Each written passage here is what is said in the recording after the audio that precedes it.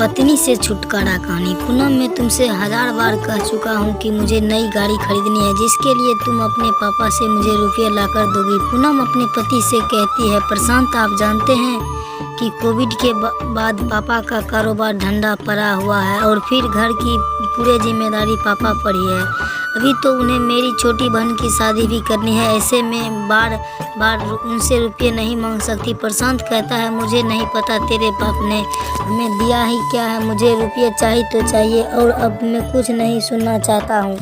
वो चाय का कप फर्श पर फेंक कर घर से बाहर निकल गया। प्रशांत का हर दूसरे महीने का यही काम था।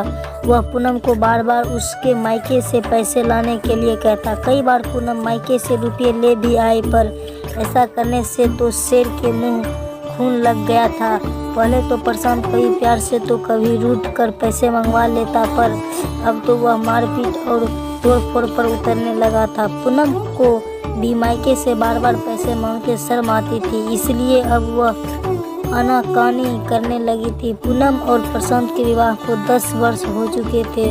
बड़ी बेटी अंजू 8 वर्ष की थी और छोटा बेटा कपिल 6 वर्ष का। प्रशांत को अपनी बेटी अंजू से भी बहुत चिढ़ थी।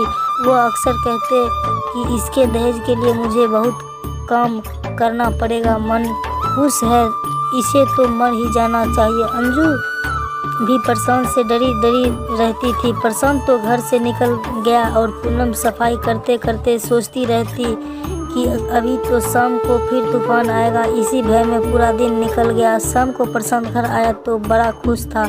आते ही उसने पूनम से कहा, सुनो, मैं सोच रहा था कि बच्चों की छुट्टियां चल रही है तो क्यों ना कहीं घूमने चले। वैसे भी आज तक मैं तुम्हें कहीं घुमाने लेकर नहीं गया। तुम तैयारी कर लो, तब तक मैं बाजार से कुछ खाने पीने का सामान लेकर आता हूँ। पूनम आश्चर्य में पड़ गई। पहले तो प्रशांत के बदले व्यवहार को समझ नहीं पाई, फिर अपने ख्यालों को छोड़कर तैयारी में लग गई। अगली सुबह बस के रास्ते में पूनम और प्रशांत अपने बच्चों के साथ दिल्ली की यात्रा के लिए चल दिए। हंसते मुस्कुराते सब सफ़र का मजा ले रहे थे। आधे रास्ते पहुंचकर जब बस एक होटल पर 1 घंटे के लिए रुकी और थकान उतारने के बाद जब बस दोबारा चली तो प्रशांत और कपिल बस में चढ़ चुके थे। तभी बस चल पड़ी। पूनम ने बस को चलते देखकर आवाज़ लगाई तो ड्राइवर ने बस रोक दी। पूनम और अंजू भागकर बस में चढ़ी।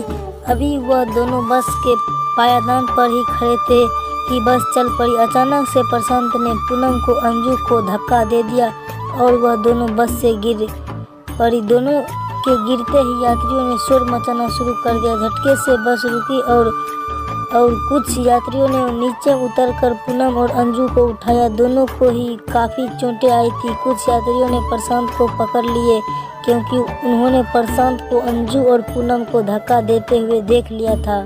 जब प्रशांत से सख्ती से पूछताछ की गई तो उसने बताया कि मायके से पैसे न लाने के कारण वह पूनम से छुटकारा पाकर दूसरी शादी करना चाहते थे और लड़की होने के लिए कारण वह अंजू के दहेज में कुछ नहीं देना चाहते थे। इसलिए उसने यात्रा के बहाने माँ बेटी से छुटकारा पाने की योजना बनाई थी।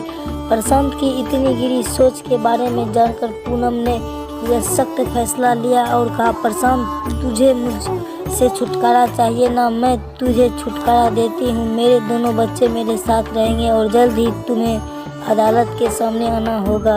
अपने आज तक के कारनामों की सज़ा भुगतने के लिए तैयार हो जाओ। बच्चों को हाथ थमाने दूर जाती पूनम को देख प्रशांत सिर थाम कर वहीं सड़क पर बैठ गया। दोस्तों, पूनम से प्रशांत के खिलाफ जो फैसला लिया उसके बारे में आप क्या कहना चाहेंगे, कमेंट करके ज़रूर बताएं।